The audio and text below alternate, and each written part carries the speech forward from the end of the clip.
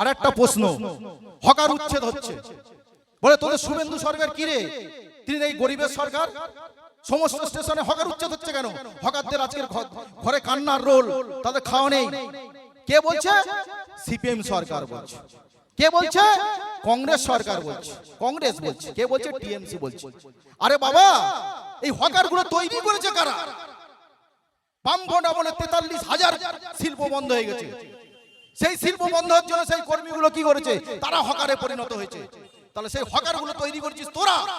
আর আজকে যখন হকার উচ্ছেদ হচ্ছে তোদের তখন গায়ে জ্বালা মারছে।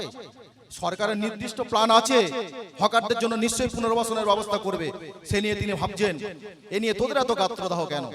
সুতরাং সাধারণ মানুষকে বোঝান, হকার উচ্ছেদ হচ্ছে সেটা সমস্ত যাত্রীর মঙ্গল, সমস্ত মানুষের মঙ্গল। 15 বছর ধরে টিএমসি সরকার, যে রাজ্য সরকার ছিল, তিনি আমাদের মেরে রেখেছিলেন, আমাদের অত্যাচার করেছে, আমাদের খুন করেছে, মার্ডার করেছে। দিনের পর দিন দুর্নীতি, সেই দুর্নীতির কোনো সীমা নেই।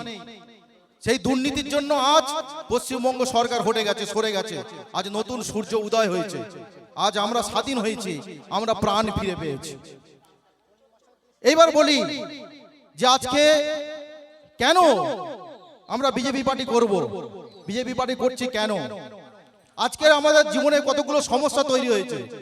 যখন আমরা বাইরে ভোট প্রচারে যাই, তখন আমাদের সবাই প্রশ্ন করে যে কি হলো, বিজেপি পার্টি ক্ষমতার আসার পর 4টে বিজেপি কর্মী মার্ডার হলো কেন? বিজেপি পার্টি ক্ষমতায় আসার পর আজ বুধে বুধে এত সমস্যা কেন? এত মারামারি, এত পেটাপিটি কেন? তার উত্তরটা কি?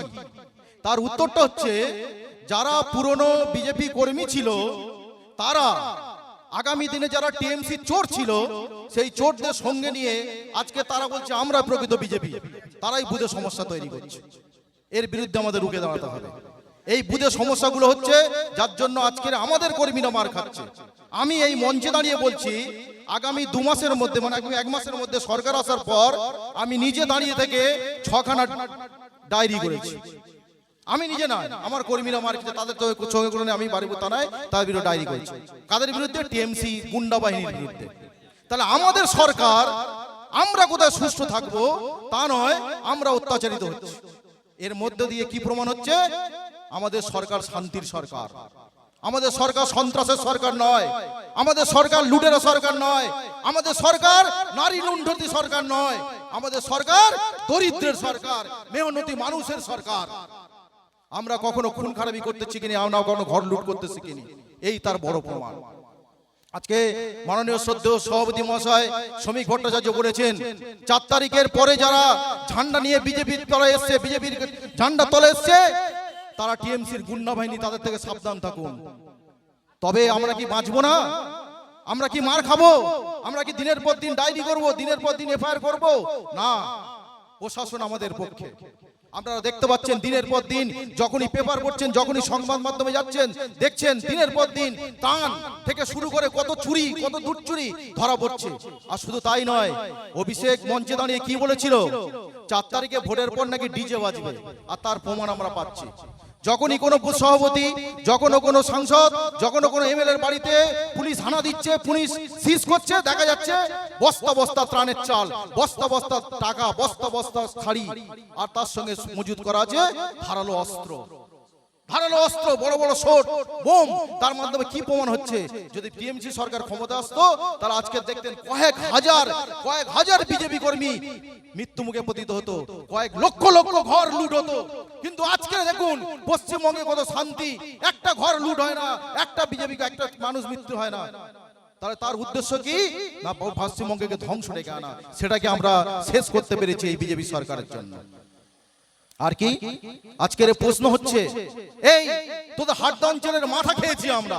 কোন নেতা নাকি বলেছে, অর্জুনায় তোদের হাটদা অঞ্চলের মাথা খেয়ে নিচ্ছি, বা তোদের খাবো।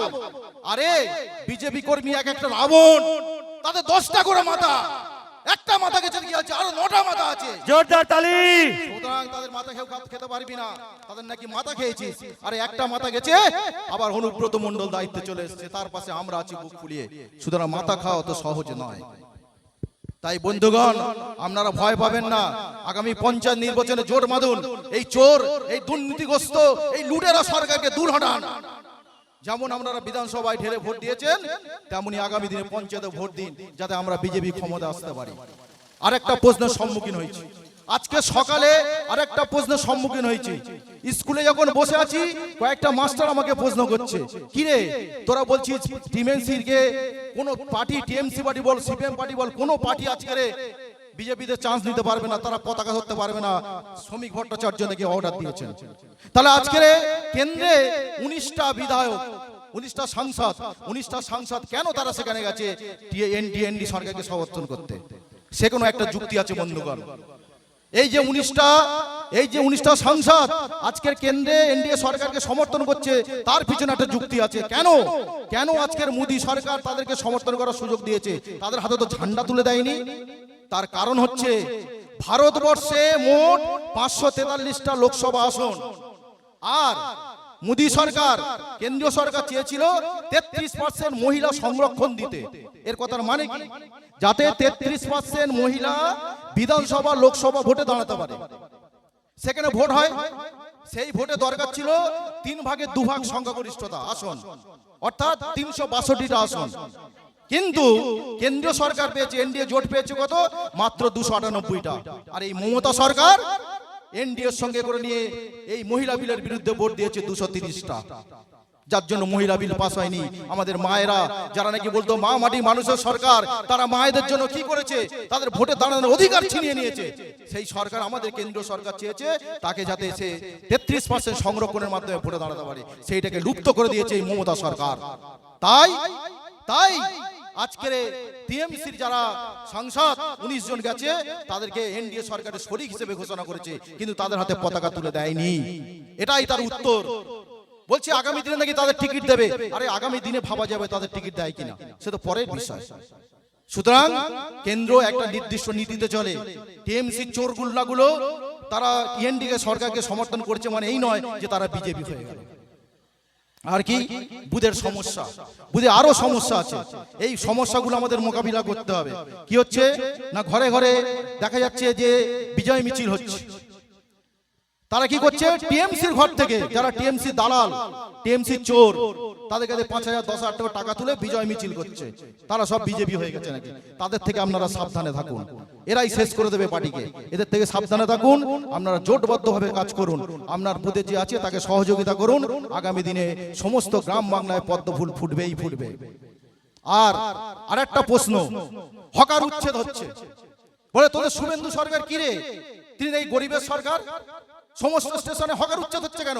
হকারদের আজকের ঘরে কান্নার রোল, তাদের খাওয়া নেই। কে বলছে? সিপিএম সরকার বলছে।